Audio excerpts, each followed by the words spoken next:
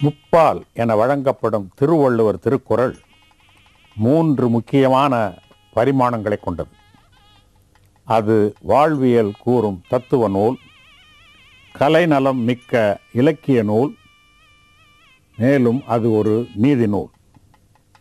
இந்திய துணைக்கண்டத்தில் வேத மரபிற்கு பகவத்கீதை போன்று தமிழர் பண்பாட்டிற்கு தத்துவ சிந்தனைகளுக்கு கொள்கலமாக இருப்பது திருக்குறள்.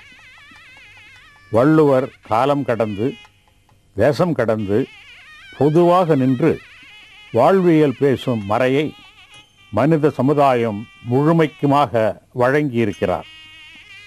2000 ஆண்டுகளுக்கு முன்பே பிறப்பில் அனைவரும் சமம் என பிரகடனம் செய்தவர். மதச்சார்பின்மை என்ற தத்துவம் மலராத காலத்திலேயே மதச்சார்பற்ற ஒரு மறையை படைத்தவர்.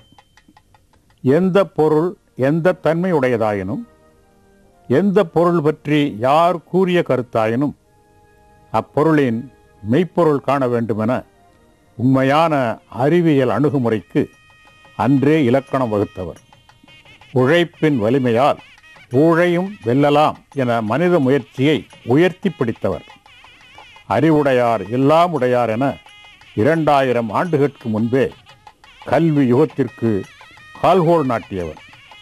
பலர் எழுதியுள்ள உரைகளை கொண்ட திருக்குறளை அதன் மூலத்தொடு பரிமேலழகர், மணக்குடவர், மு. வரதராசனார், பாவாணர், கலைஞர் ஆகிய 5 உரைகளோடும் ஜி.யு. போப், யோகி சுத்தானந்த பாரதியார் ஆகியோரின் ஆங்கில மொழிபெயர்ப்புகளோடும் தமிழ் இணைய பல்கலைக்கழகம் வழங்குகிறது.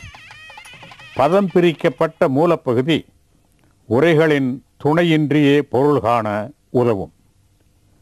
மூலப்பகுதியிலேயே உரையை பார்க்கும் வசதி, எல்லா உரைகளையுமோ அல்லது காண விரும்பும் உரைகளை மட்டுமோ தேர்ந்து எடுத்து பார்க்கும் வசதி, குறிப்பிட்ட சொல் இடம்பெறும் குறள்களை உடனே பெறும் தேடுதல் வசதி, குறிப்பிட்ட என்னுடைய குறளை உடனே பெறும் வசதி, குறளின் முதற்கு உரிப்பு அகராதி கொண்டு தேடும் வசதி ஆகிய திறவுகோல்கள் வள்ளுவத்தின் கதவுகளை நமக்கு வேண்டும் பொழுது விரியத் திறக்கின்றன.